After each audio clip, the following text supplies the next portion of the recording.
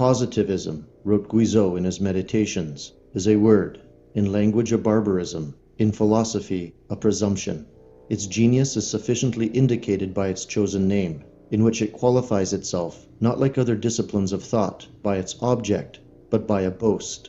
The votaries of our postmodern world often disclose a tendency to a materialism which devalues moral or spiritual truth, particularly that having a European cultural significance, while the liberal intellect's sensuous character concurs with the fascination of the empirical method whenever applied to sensible objects, which makes it overlook all things sacred.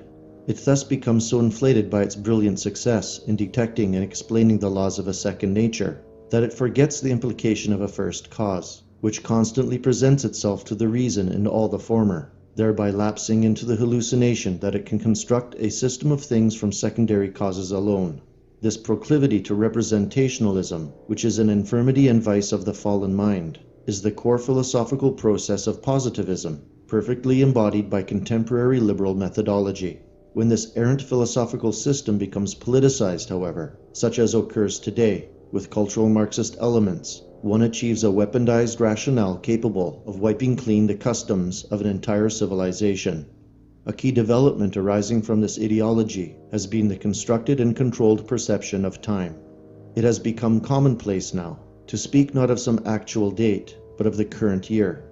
This habit arose from the politicized collective observation that the linear march of time and its historical significance now only mattered under applied liberal conditions. Since 9/11 till the present, all history seems to have been converging onto a singularity, then disassociating itself into an indefinable morass, free of generational distinctions. We no longer think in terms of remembering or feeling a particular decade for its unique autochthonous flavor, for all associations with a kindred past are now diapered within the scope of a cultureless, technocratic promotion. This non-time is the triumph of a material positivist ever-present now, in which the psychic spirit of contemporary liberal theology can only exist, possessed of an urge to cargo cult a postmodernism which loudly proclaims, for example, that Western culture isn't real. Such rhetoric, which digitally permeates every sector of the new social complex, is meant as an attack on we Western cultural conservists, while conjuring in the mass media an apprehension of a monstrous, all-encompassing enemy, which can then be used to eliminate any voice speaking for the existential concerns of an entire race of people. Western culture, as a specific set of customs, art and aesthetics, social institutions, and the achievements associated with these, was given a deliberate overdose sometime in the 1980s. In fact, that is likely how Generation X issued into being, via nostalgic weakening or tedium vitae, which came with a longing to end the European West altogether, whose habits and collective traits now had to be dictated rather than gracefully handed down as it was wont in the past. What occurred in the interim was the wholesale deconstruction of European culture, engineered by simulation and advertisement. The Marxian concept of alienation had already been disseminated for decades from the university and NGO systems, creating a horrifyingly new spiritual crisis of meaning for Westerners. No longer was the European man merely estranged from his culture by virtue of slavery to a mechanical corporate apparatus over which he had no control, but he had also become a redundant, replaceable cog in its machinery. Without grounding in the harsh demands of natural environmental pressures, where the struggle to survive and create validity for oneself is sustained, Europeans ceased to produce those cultural and temporal artifacts that once marked their existence as a European one. The agents of consumer capitalism had simply sifted through the wreckage of Western culture, selling it back to them in a repackaged form, one that was also palatable for the diverse, multi-ethnic groups that were fast colonizing their homelands. Within this broken social order, Europeans could no longer pass down any genuine cultural experience, not because there wasn't one, but because it wasn't theirs to give anymore.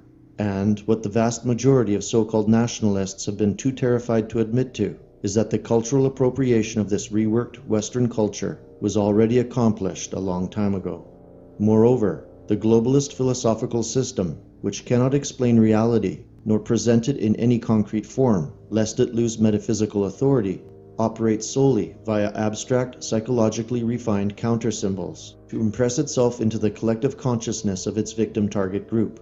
It depends upon the representation of a stylized, bigger, better, bolder hyper-reality designed to thwart the subject's perception while simultaneously extracting his sense of natural connection and focus. This has less to do with distorting the picture of our world, but rather establishing the framework of a new, unconscious, liberal reality as a thing unto itself. And this exterministic social engineering scheme has become the main focus of the mainstream institutions, not a failure of them. We must know them for what they are, as the neoliberal information complex, where the intersection of global corporate capitalism, progressive politics, and gatekeeping all coincide. But what is the specific philosophical meaning behind the content they are sending us? That the medium itself is the message, composed of transience, inauthenticity, and ultimately the advancement of spiritual nihilism. But, as with all things, there is a silver lining to this manufactured crisis. What they haven't considered is that 1,000,000 years of evolutionary backbrain independence has given we humans, and in particular we Europeans, a leg up on them. We will not go down without a fight. And when boxed into a corner, we outperform the opposition on every occasion. This time everything is for keeps, and they know it. Now, we too must simply acknowledge the state of affairs as it really is, and choose the path that is our destiny.